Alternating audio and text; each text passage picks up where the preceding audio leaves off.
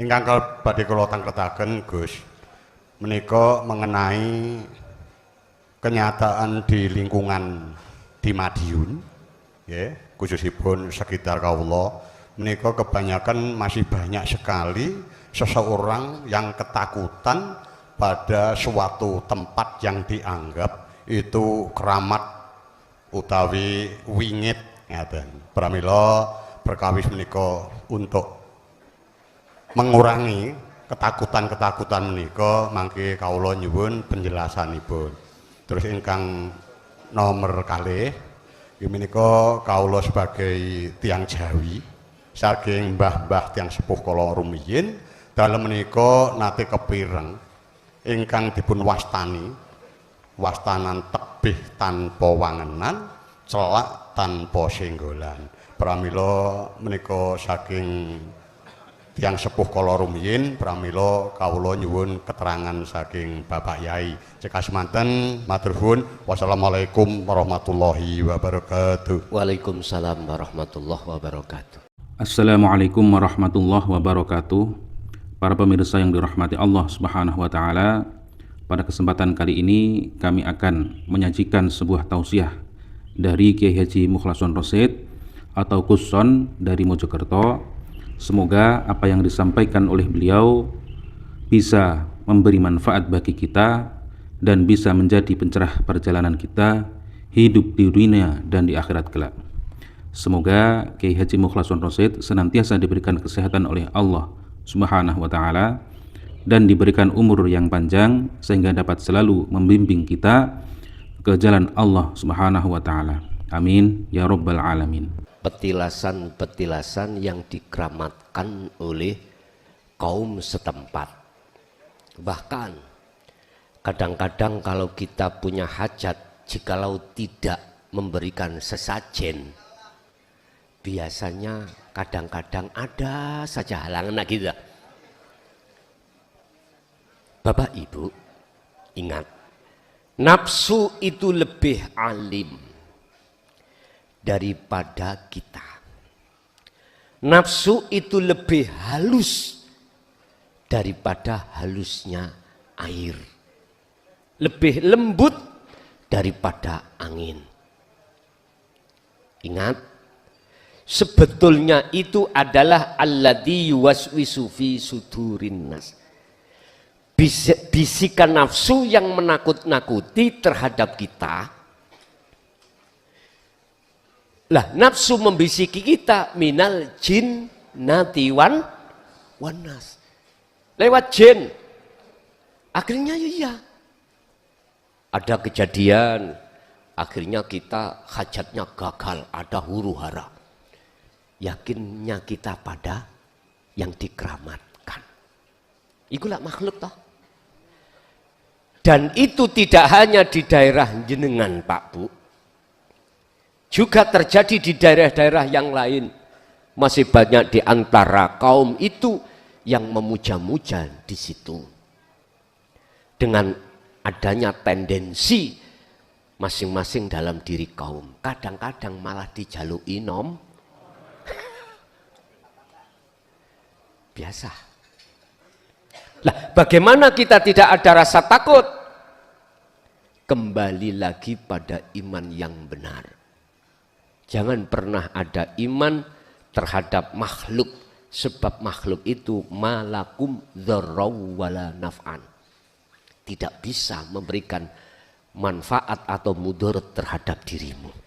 Kita bisanya tidak akan iman pada makhluk, artinya kita hanya bisa beriman pada Allahnya, maka jalan satu-satunya adalah harus dididik maksud bagaimana cara mempraktekkan sirul asror. Hanya itu. Baru nggak ngefek Pak. Nggak ngefek. Nggih mohon maaf, sing sampean duduk ini gini. Dulu ceritanya itu adalah, nggih mohon maaf ya, ini barongan semuanya. Setiap habis maghrib atau habis isya ada kuda yang lewat. Kuda. Akhirnya orang sini mengatakan, baris masjid iki ono wong medhi jaran. Dulu Setiap orang kampung sini dulu Pak, aku masih menangi kok. Masih menangis ya. Di pojokan mriku, di pojokan itu ada bungkusan telur. Ya. Istilah sesah. Niku kula seweneng.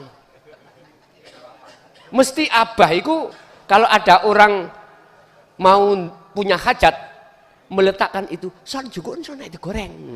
Mau mesti niku. Jangankan ngunu. Ada ayam masuk ke pawon dapur. Abah niku dulu gitu. Kancing ngono lawange. Wis, nek wis tak kancingi berarti saya disuruh nyekel, megang, abah sing beleh.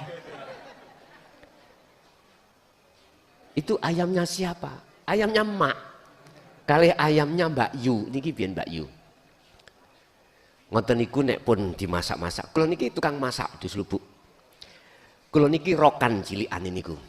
Berhubung mak niku gak duwe anak, sakwise anak pertama wedok, kedua wedok, wong yugane iku 12. Nison recel sampai adik kula ni lanang kabeh. Saking kepingin di anak wedok, kula dirogi. Nggih, dipakai pakaian istri. Lah kula sing disuruh mbok niki untuk ngewangi nang pawon.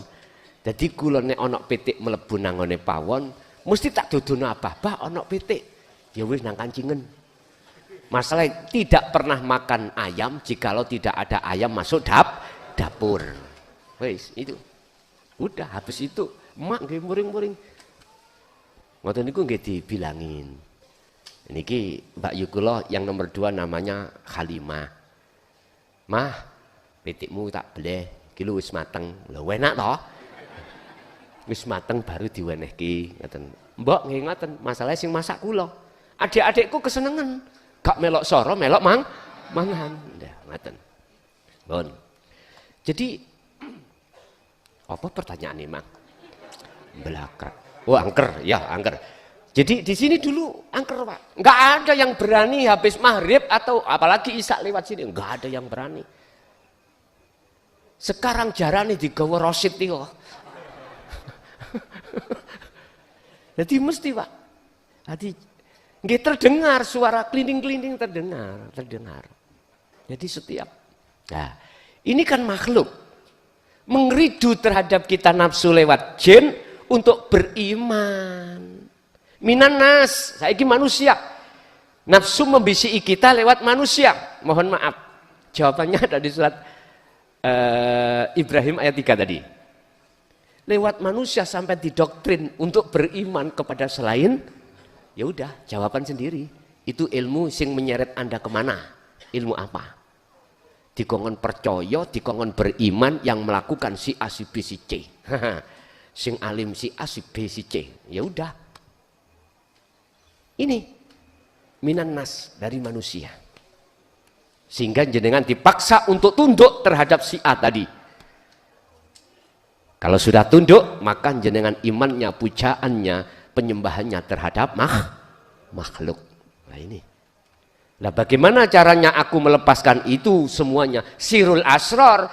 Akhirnya kalau sirul asror sudah jalan, ternyata tidak ada makhluk guru, nggak ada makhluk murid. Nggak ada guru, nggak ada murid. Ya wis, berarti ditarik terhadap jenengan, guru jenengan cuman Allah.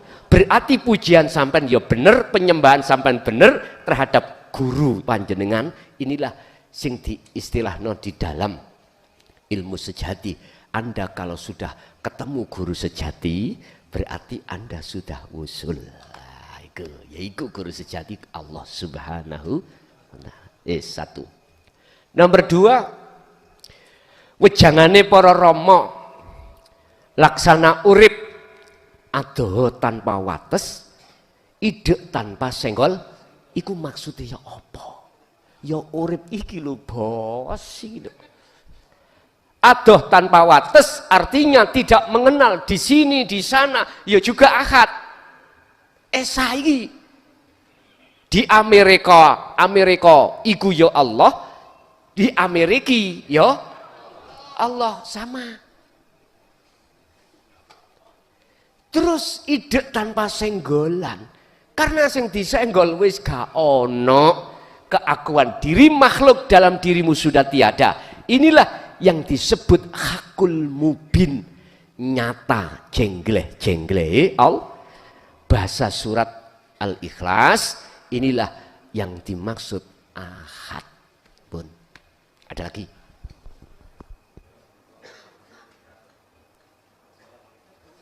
Assalamualaikum warahmatullahi wabarakatuh. Nderek tetepangan Gus, kula pertama kali rawuh wonten pondok mriki ning tetep nderek live streaming panjenengan. Kula sehan saking Gresik. Saderengipun kula criyos sekedhap bab riwayat perjalanan kula nderek ngaos tasawuf. Dulu Gus, saya juga pernah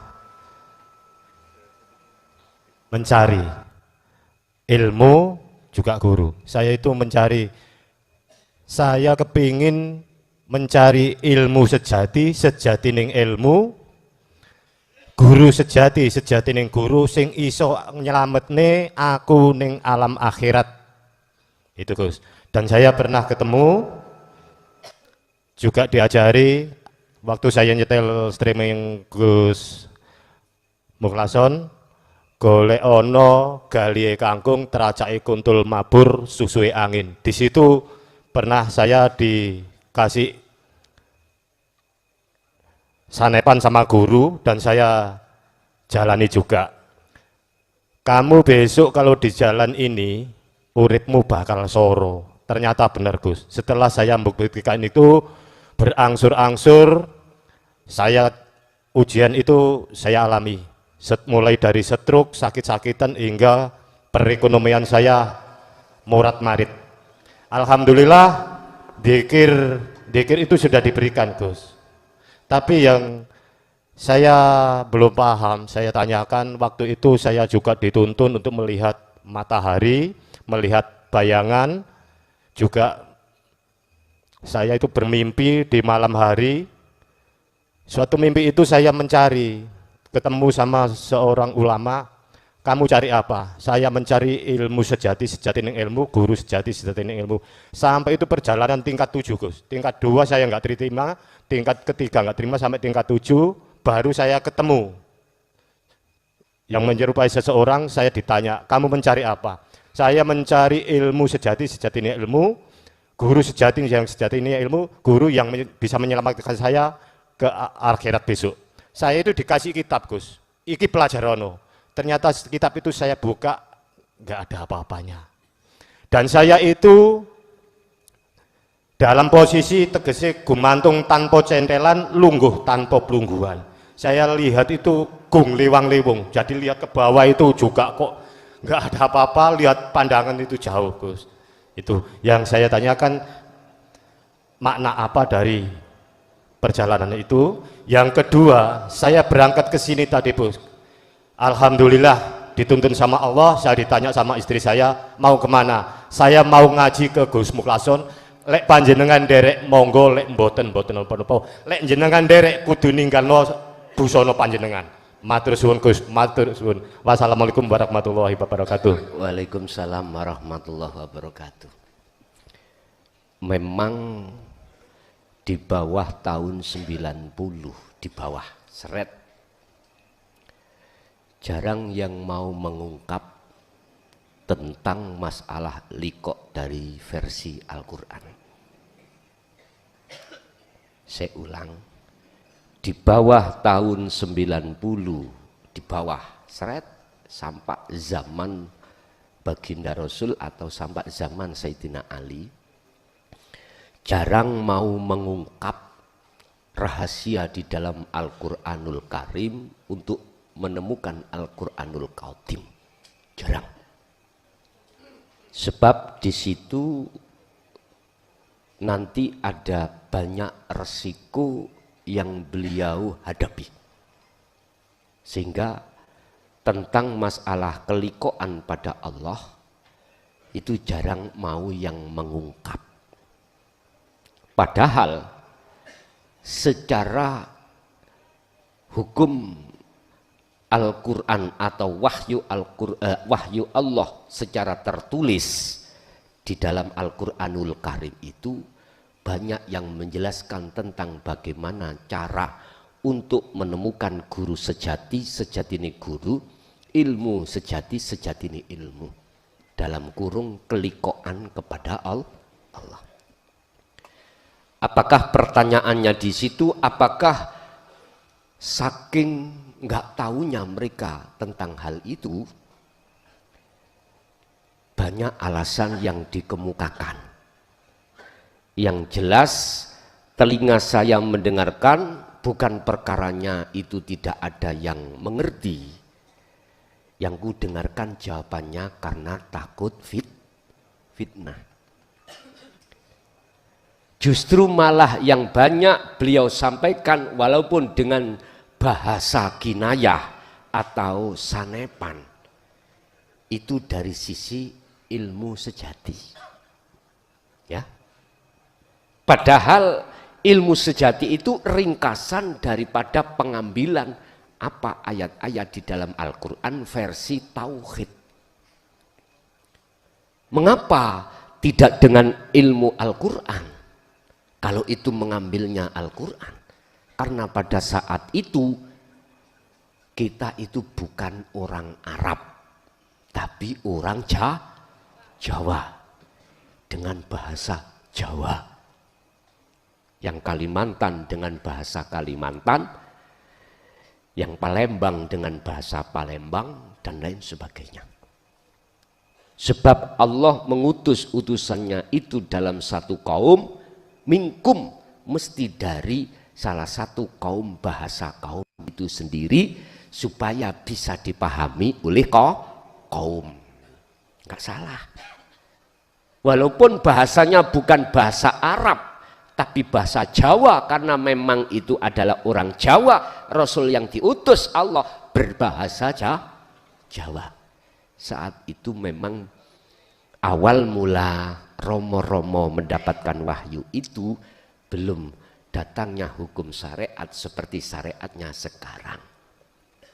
Sehingga ketika saat hukum syariat yang dibawa para alim ulama itu, akhirnya tenggelamlah hukum hakikat itu versi Jawa, versi Kalimantan, versi apapun sesuai bahasa daerahnya masing-masing.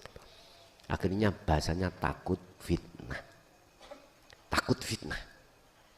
Lah sekarang bahkan dimulai dari tahun 2014 kemarin, versi Quran sudah banyak yang berani untuk menyampaikan. Tapi ya begitu, akhirnya banyak yang menyalahkan tafsirannya bukan gitu. Kula nggih meneng mawon. Saya anggap ya belum paham, terus bagaimana menyalahkan orang belum paham. Coba sedikit aja lihat di dalam surat Ali Imran ayat 7, memang di situ ada dua tafsir ayat makna. Al-Muhakkamah, Al-Mutasyabbihah. Menerjemahkan Al-Mutasyabbihah inilah Pak. Di situ pengertiannya barang siapa yang condong hatinya mengikuti ayat-ayat mutasyabihat, maka dia akan tersesat. Gak paham tafsirannya di dalam Al-Quranul Qadim. Aslinya gini loh Pak. Anda tidak tahu tentang ilmu bagaimana likok kok ikut-ikut orang yang tahu. Contoh, wayah Ramadan kok yo makan siang. Jenengan ikut, guruku yo ngono yo mangan awan-awan. Gurumu gak sesat bos, jenengan iki. Paham maksudmu? Kan sudah jelas. Ya ayyuhalladzina amanu kutiba alaikumusyamu kama kutiba alal ladzina min qablikum.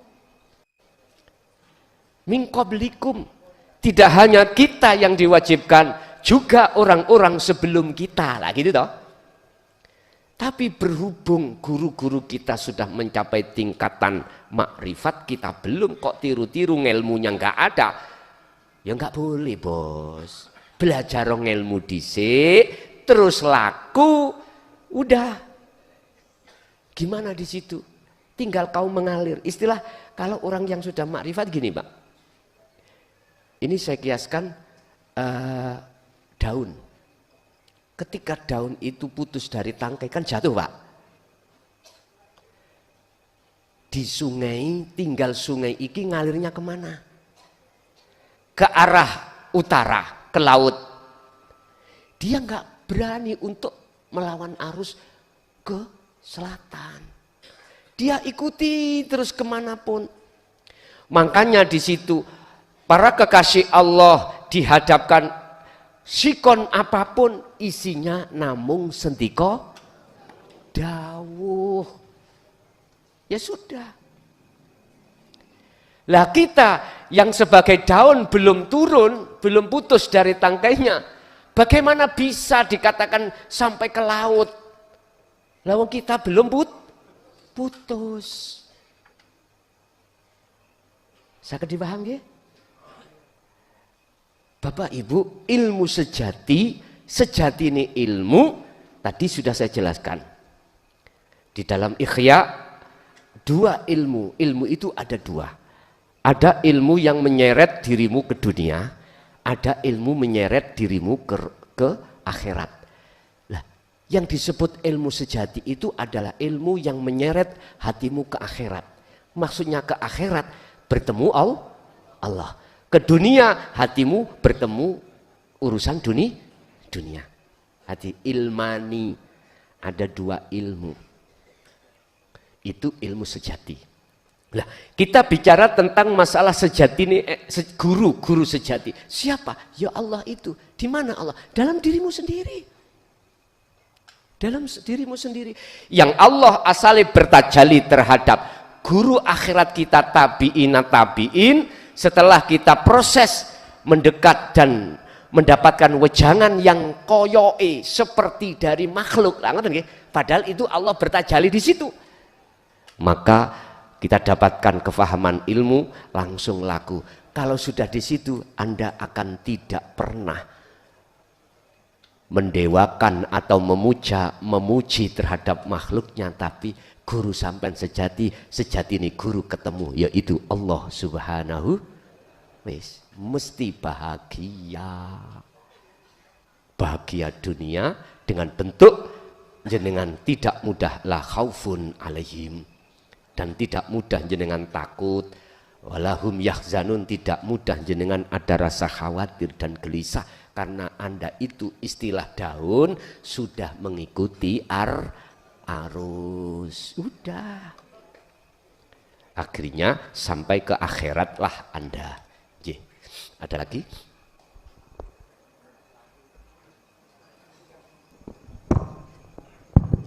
Bismillahirrahmanirrahim. Assalamualaikum warahmatullahi wabarakatuh.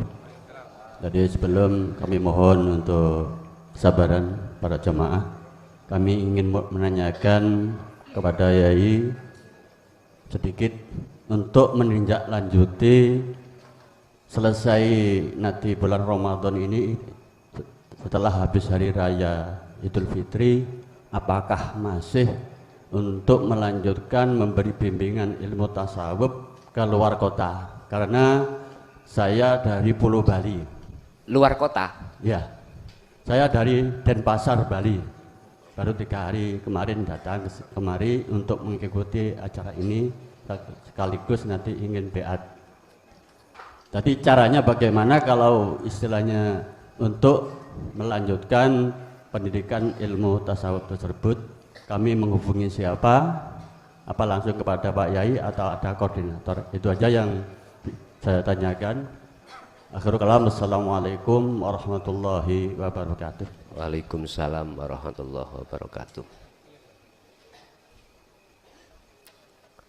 Setelah tanggal 17 sebagai awal setrat bagi pemula, khususnya untuk melakukan tindakan pensucian diri dari syirik khafi supaya bisa bertemu Allah, kami tetap selama Ramadan menyampaikan tasawuf. Khususnya akan saya teruskan kitab Ikhya-nya. Bagi jenengan silahkan yang berkhalwat di pondok monggo, atau diteruskan di rumah juga monggo. Sampai terlepas hari raya jenengan masih tetap di sini monggo. Sampai teruskan di rumah ya monggo. Sebab di sini dan di rumah jenengan juga ada Allah. Lihat Allah nanti menetapkan dalam hatimu keinginannya ada di mana. Ikuti aja itu. Ikuti aja. Apakah terlepas hari raya saya harus bertablek di luar kota? Tetap iya. Nanti ada jadwal waktu tersendiri yang ada di pondok setiap hari. Lihat aja nanti. Kami apakah ada di habis asar, apa habis subuh, ataukah nanti habis isya? Yang jelas kalau habis isya, kami pasti di luar kota. Lihat jauhnya bagaimana. Kalau Jawa Tengah, berarti paling tidak saya berangkat itu habis sholat duhur. Biar di sana tidak menunggu terlalu lama. Saya upayakan, berarti saat itu saya ngaji di pondok habis asar nggak bisa. Mungkin habis subuh. Lihat aja nanti bagaimana Allah membagi waktu. Tetap Pak, kami itu melaksanakan dakwah di luar kota. Di Bali sudah ada ini, di habis hari raya itu di mana ini? Coba kemarin kami sudah negosiasi tanggal 9 Mei kami di Bali Masjid Agung Bangli, Jalan Letu 5 nomor 05 Bangli. Itu Katut Denpasar atau mana saya juga tidak tahu. Itu tanggal 9 Mei. Harinya itu hari apa ini? Hari Kamis. Otomatis saya habis asar nggak bisa, habis isya yang nggak bisa di pondok. Lah gitu toh. Saya posisi di Bali, berarti bijinge saged. Lah untuk menghubungi siapa, saya itu tidak mau merepotkan admin. Langsung saya sendiri dengan nomor yang tercatat di dalam konten itu. Itu nomor saya sendiri, baik Indosat maupun Simpati, itu nomor saya sendiri. Lah nanti cocok-cocokan waktu. Jenengan mintanya itu tanggal berapa? Lihat aja kalau di penanggalan saya sudah dipenuhi, nggak ada kekosongan, ya jenengan saya kasih tak sodorki waktu yang masih kosong. Jenengan cocok apa enggak? Nek cocok lanjut. Apakah harus datang ke JB pondok? Tidak usah. Terus hari H apakah dijemput? Gak usah. Nah, itu enak toh Pak ya. Tinggal komunikasi lewat WA atau telepon. Hanya itu. Gak usah sampai niku demek-demek ke sini. Ini etikanya. Harus ketemu langsung. Gak usah. Apalagi jenengan jauh-jauh di Bali, kesini butuh waktu berapa jam. Juga tenaga, juga biaya, PP sampean. Kita manfaatkan lewat medsos. Kita manfaatkan nomor yang sudah ada di situ. Saya akan berangkat manakala di dalam jadwal itu tertera. Ada nomor, ada tempat sampean di tanggal 9 contohnya itu. Pasti saya tidak akan keluar Bali kalau sudah tercatat loh ya. Tapi pernah Pak Bu terjadi double. Salah komunikasi. Sing salah mungkin saya. Si A mengatakan sudah sampai ini sudah. Misalnya tanggal 1 misalnya. Oke. Memang sudah tapi saya lupa tidak saya tulis. 3 hari ada orang yang sama minta tanggal 1. Terus saya tulis. Kurang 3 hari, hubungi keduanya, hubungi. Lagian tempatnya jauh Pak, Jawa Tengah, Waduh iki piye iki rek ini. Waktunya satu waktu habis isya. Ya wis, mungkin saya yang salah. Saya minta maaf. Pernah terjadi di sini Sidoarjo. Sehingga kami tidak bisa mendatangi duka sing bener biyen aku lali. Apa tah komunikasi iku mau salah, wallahu alam. Tapi tetap saya merasa bersalah. Saya kasih tahu, jenengan sebagai panitia dirugikan, tetap saya katakan minta denda piro. Tetap saya bertanggung jawab. Umpama nominalnya berapa, pasti akan aku bayar. Pasti akan aku bayar.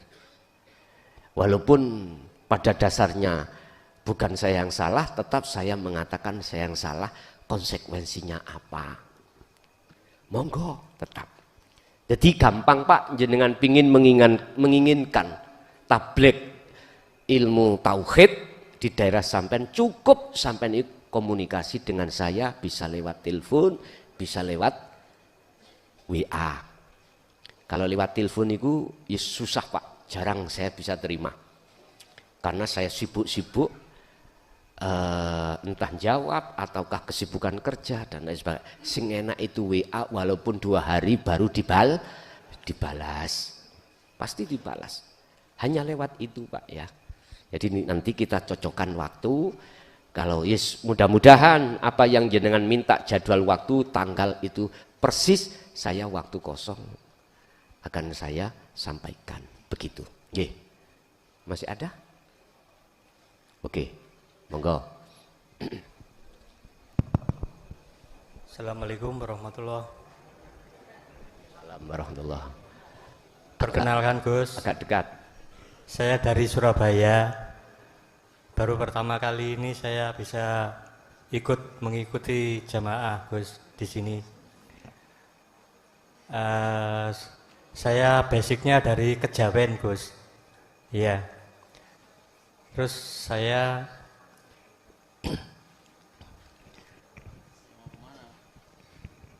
saya mau bertanya, sudah kurang lebih 1 bulan ini saya itu merasa ada rasa yang halus itu menyelimuti saya. Terus waktu saya berzikir atau apa saja itu yang bergerak atau yang berzikir itu bukan saya sendiri. Itu namanya rasa apa ya Gus? Terus yang kedua itu waktu saya merasakan itu ekonomi saya itu hancur Gus. Iya. Terus terang blak kotang mawon kula tiyang Jawi. Nggih. Ngoten mawon, matur nuwun sangat. Assalamualaikum warahmatullahi wabarakatuh. Waalaikumsalam warahmatullahi wabarakatuh. Di dalam ilmu kejawen itu ada pendidikan zikir rasa. Dan itu tidak kita ketahui kalau maksudnya sirul asrar. Romo ketika saat mewejang kita terkait masalah zikir lewat meditasi yang fungsinya adalah menuju kesadaran penuh lewat rasa. Jikalau jenengan tadi sudah dibimbing oleh Romo terkait zikir rasa, akhirnya jenengan disuruh untuk melakukan sholat daim. Dan jenengan lakukan dengan benar, terus terkesan seperti ada halus makhluk yang mengikuti zikir jenengan, itu apa? Ingat Pak, proses perjalanan ruhaniyah kita di dalam kholwat. Terkadang kita itu diuji Allah, dihadapkan makhluk-makhluk yang terlepas dari makhluk kasar yang disebut makhluk gaib. Semata-mata itu Allah menyapa panjenengan. Tergantung kita melihatnya yang menyapa atau perkara yang dijadikan Allah menyapa. makhluk itu. Kalau jenengan estu memfungsikan dzikir rasa, aku yakin jenengan diarahkan untuk melihat, bersaksi, mengimani terhadap yang menyapa, bukan perkara yang dijadikan Allah sebagai menyapa. Terus jenengan ekonomi itu bertambah hancur. Cara Allah untuk menguji kita, menyapa kita juga begitu. In asobathum musibah qalu inna lillahi wa inna ilaihi raji'un. Cara Allah menyapa hambanya yang ingin bertemu terhadapnya berbagai cara. Tidak harus ekonomi bertambah bagus, bisa jadi ekonomi tambah curancur. Buktinya jenengan tambah enggak punya. Jikalau jenengan itu bersaksi terhadap, maka jenengan pasti akan paham maksud dan tujuan Allah menghancurkan ekonomi kita. Dulu sudah kami sampaikan di dalam makalah kitab Al-Hikam, sadarlah hai manusia, tatkala Allah itu menghancurkan ekonomi Anda sehingga Anda tidak punya apa-apa, pada hakikatnya Allah menyelamatkan Anda dari pengaruh kesenangan dunia. Sebab jikalau ini akan jenengan tuntut terus semakin ekonomi semakin bagus, justru miturut hitungan Allah, Anda akan terpleset dan terbuai dengan kesenangan dunia. Akhirnya dihancurkan jenengan. Satu. Nomor dua, ada kalanya orang yang sudah melakukan perjalanan pendekatan dan bertemu Allah, kebalikan. Ekonominya dimajukan Allah. Usahanya dibesarkan Allah. Karena Allah punya hitungan, jikalau jenengan itu sebesar semewah apapun duniawiyah jenengan, tidak akan menjadi penghalang bagi jenengan. Itulah maksud Allah yang sesungguhnya. Jadi khusus bagi ahli suhud bersikap harus seperti ini. Tapi kalau ahli hijab lain lagi. Ketika saat Allah meluaskan atau memewahkan urusan duniawiyahnya kita, lawang kita ingkar terhadap dinu tauhid, jangan diharap, jangan dikira Allah sayang, jangan dikira Allah menerima permohonan kita, jangan diharap Allah memberikan petunjuk pada kita. Justru itu Allah mengistidrat, mengelulu kita dengan cara dunia dimewahkan. Tatkala itu semakin mewah, maka semakin numpuk, semakin tebal barzah tutupnya hati kita. Tandanya apa? Semakin Anda kaya semakin takabur, semakin Anda kaya semakin riya. Sopo siro sopo ingsun, wadah wis. Ikut tandanya. Ada lagi? Monggo.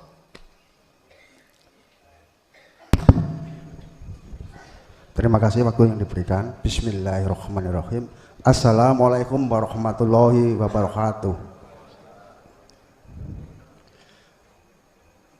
Dalam proses sistem Sirul Asrar, kita harus yakin apapun yang terjadi itu semuanya kehendak Allah.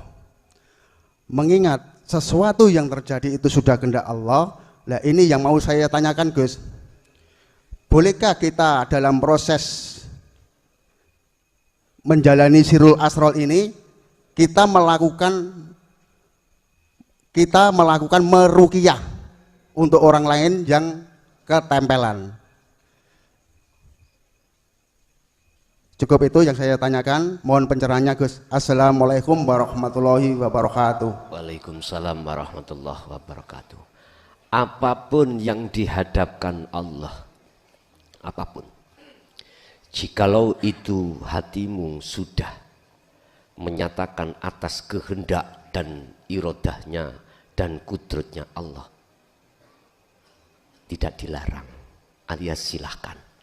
Yang terpenting dalam diri kita sebagai Mohon maaf, si salik ini etikanya kita menetapkan semua yang muncul dan timbul dalam diri kita semata-mata sumbernya dari Allah, boten nopo-nopo alias tidak apa-apa.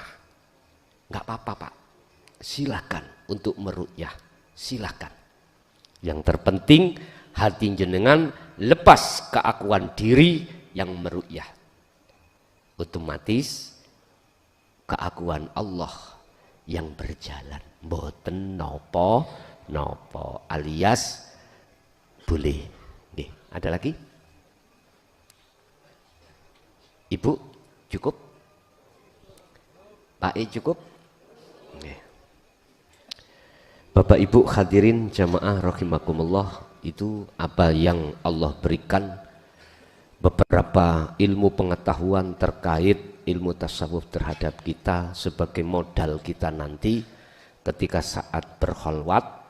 Semoga menjadi satu ilmu yang bermanfaat terhadap keluarga kita, anak keturunan kita ila yaumiddin. Lahumul Fatihah. Alhamdulillahirabbil alamin. Demikianlah tausiah dari Kiai Haji Mukhlason Rosyid, yang mana beliau adalah pengasuh Pondok Pesantren Jaya Baru yang terletak di daerah Mojokerto, Jawa Timur. Tepatnya yaitu ada di Kecamatan Bangsal, Desa Sumbertebu, Jalan Perjuangan, Gelonggongan. Beliau adalah ulama sufi, ulama tauhid yang mengajarkan ilmu-ilmu tauhid dan tasawuf, yang mana dalam ilmu ini juga berkaitan dengan ilmu leluhur Jawa yang mengutamakan ajaran kebatinan atau ilmu ruhani. Dan ilmu tasawuf tauhid ini mengajarkan supaya manusia tidak tersesat nantinya. Tahu sejatinya diciptakan itu harus bagaimana, dan ketika sudah meninggal harus ke arah mana jalannya. Semoga apa yang disampaikan oleh beliau Al-Mukarram Kiai Haji Mukhlason Rosyid benar-benar bisa memberi penerangan bagi kita yang buta akan pengetahuan dan gelapnya perjalanan untuk menempuh ke jalan Allah Subhanahu wa taala. Demikian, semoga bermanfaat. Wa'afu minkum. Wassalamualaikum warahmatullahi wabarakatuh.